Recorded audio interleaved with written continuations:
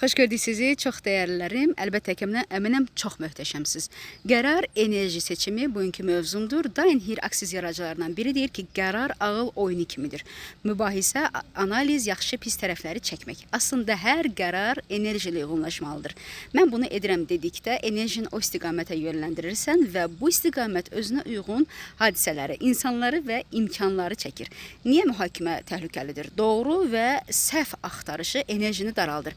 Məsələn, bu qərarı versəm səhv edərəmmi? Sualı heç vaxt sənə yüngüllük gətirmir. Amma bu seçim enerjisi mənə nə gətirər sualı böyük və geniş sahələr açılır.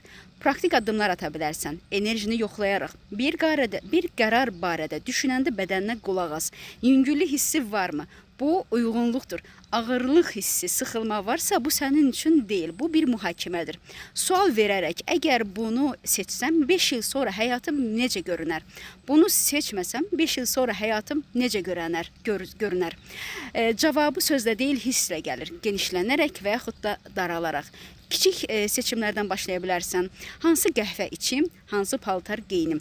Bunlarda belə bədənini dinləyə bilərsən. Yekun fikir sistemika ilə isə hər seçimin öz enerjisi vardır. Qərarları sadəcə məntiq ilə yox, enerji ilə uyğunlaşaraq versən həyatın daha çox axın, daha çox sinxronluq və daha az müqavimət gələcəkdir.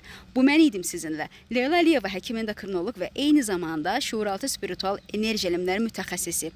Sizi canlı və onlayn seanslarımıza qatılmağa dəvət edirəm və sual verərək bu seansa qatılsam həyatım necə görünər? Sualı verərək hisslərinizi yoxlayabilirsiniz.